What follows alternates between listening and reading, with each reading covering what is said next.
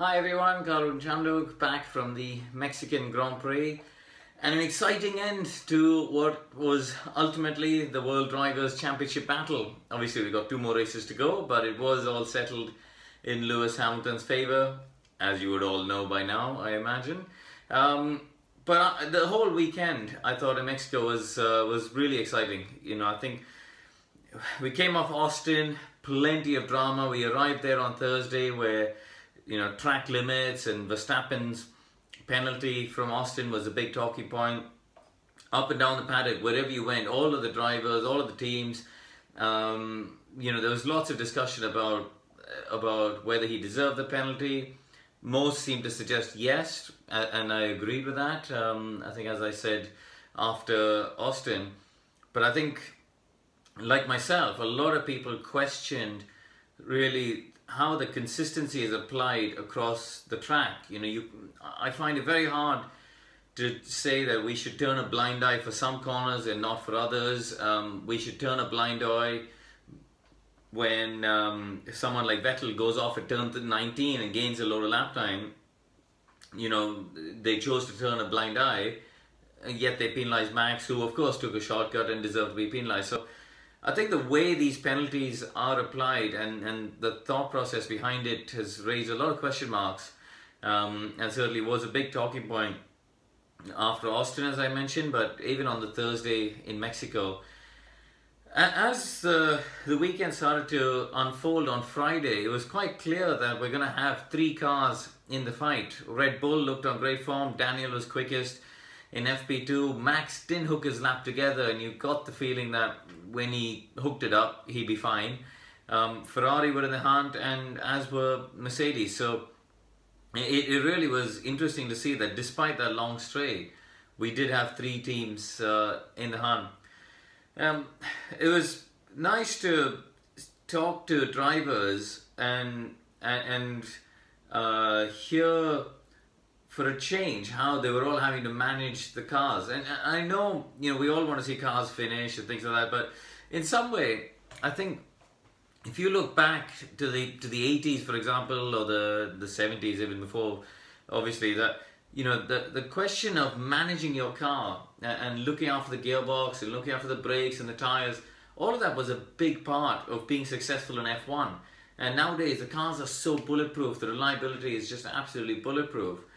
They're all able to push 100% all the time, and in a way, I think it's taken away an element of the driving that the guys don't have to do so much anymore. But in Mexico, with the high altitude, the effect that has for the braking is that normally when you've got the dense air, when you hit the brakes, you've got a lot of downforce being generated just because the air is dense, and that means that a lot of the deceleration happens with the downforce, and obviously the chunk with the brakes.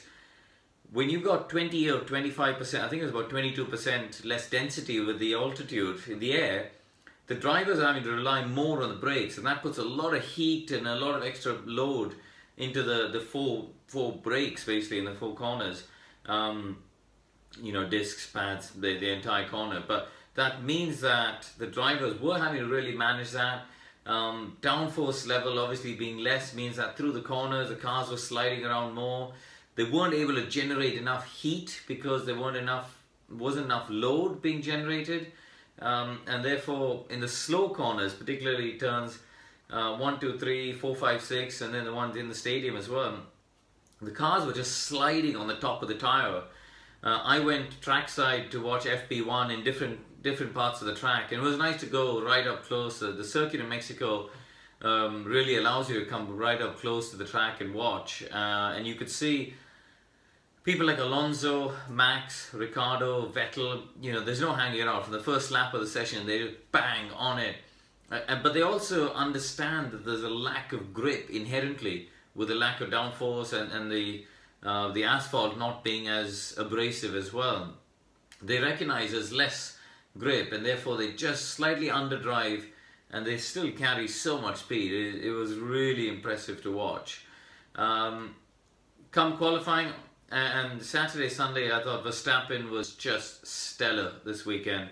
The talent that boy's got, it is just amazing. And also, you know, when he won the Grand Prix, and you speak to him afterwards, it was none of this big whooping and, you know, over the moon. He was just sort of, yeah, I won the race, but that's what I'm hired to do. He was very, very sort of nonplussed about it, as if it was his, you know, he's on this planet and on that grid to win races. So it wasn't a big deal to him that he's winning. It's like, well, of course I'm winning. That's what I'm here for. And it was, I thought that was, you know, a really telling sign for where he is mentally. That, you know, he believes, if I have a car that is capable of winning the race, I will win. And the same thing at turn 1. He was like, I knew to win the race I have to pass Seb into turn 1, so I did. And it was just like it wasn't an arrogance about it at all. It's not a question of arrogance at all, I don't think, because he's actually a very down-to-earth guy. But I think it's just that inner belief and that inner self-confidence, which is just staggering to see for somebody that young and so early in his F1 career. I'm so looking forward to seeing if Red Bull, Renault could give him a package to fight for race victories on a regular basis in 2018, because he will be an absolute force. I mean, the race on Sunday, he was just so dominant. And there were times where, you know, he was droning around. I think he did a low 1:20, and the team told him to slow down because people like Bottas and Kimi were in the high 120s, low 121s. And the next time he did a 1:20.0 again, and they said, Max, come on, that was the same lap time. And he's like, oh, sorry, I thought I was going slow. He's just, and just to prove the point, he did an 18.9 quite late in the race, which I don't think the team were happy about. And he was like, oh, is that fastest lap? And it just, I think to him, it was just a psychological thing to show to the other people that, hey, if I want to, I could win this race by 40 seconds. And in the end, he won it by something like 19 or something anyway. So it was probably the most dominant victory I think we've seen this season, or certainly for a long time. It was pretty stellar. Lewis, obviously the big story of the weekend, winning the Drivers' Championship. And after the first lap, wow, I mean, it was all pretty dramatic. I think there were a few people on Twitter I saw and online, and in fact Lewis questioned it as well, asking whether Seb did it on purpose. And even after the race, he seemed a little bit unsure. My personal view is that I think when Max passed Sebastian, and then obviously Seb tapped the back of Max coming out of turn 2 and damaged his wing, I think then he was just a little bit put off by that, and maybe a little bit distracted and just misjudged how close he was to Lewis. And actually, when you watch the onboard frame by frame in a slow-mo, Lewis is on the outside, Seb's on the inside, and Seb stabs the throttle.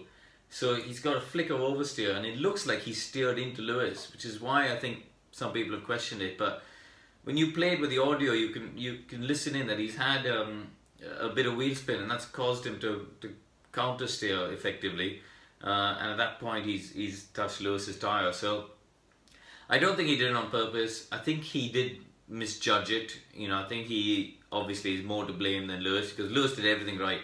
He gave him plenty of space, he was all the way to the outside, and he made a very opportunistic move, I thought, to go around the outside of turn 3. So it's just one of those things. But it made an interesting race, because otherwise Mexico, although the event itself is amazing, the grandstands are amazing, the crowd, the parade they do before the race, all that is amazing.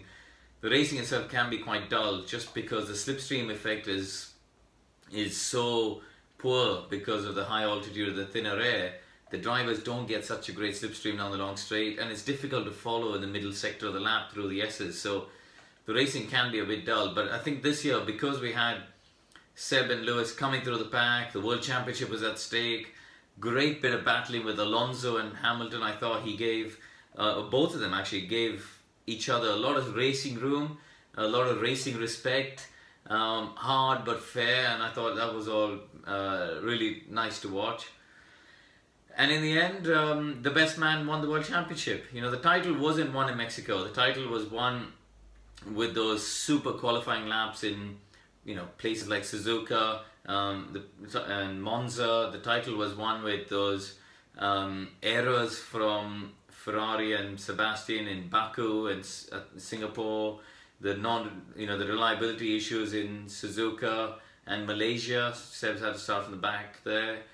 The championship, although yes, of course, it was sealed in Mexico, it was won across the season, and ultimately, to me, Hamilton showed great maturity this season. No mistakes. The maturity he showed after Baku, where he could have, been. It could have been pretty nasty between them. He dealt with it, I thought, really well. He took disappointments on the chin, and he bounced back on a regular basis. And as I said, no errors that I can think of really this season. Couple of weekends, maybe Sochi and Monaco, you could argue he underperformed a little bit, and qualifying in Budapest as well, but nothing significant. And just brilliant consistency, especially when it came to those Q3 laps. So ultimately, the best driver became world champion. So final couple of races, and now with both championships settled, it's all about, can Red Bull and Max win any more races, or Daniel for that matter. I think he was super unlucky in Mexico. I mean, Renault, I've admitted they got the engine strategies and things wrong in Mexico. We saw both Toro Rossos have trouble on Saturday, Hartley again on Sunday. Daniel had to change power unit Saturday evening. Obviously, he retired for Grand Prix. Hulkenberg retired. A lot of issues for them, which they won't be happy about. But if they can hold it together, Max has scored more points than anybody else in the last 4 races. So I'll be fascinated to see if Red Bull can win another one in Brazil. And I'll see you then in a couple of weeks.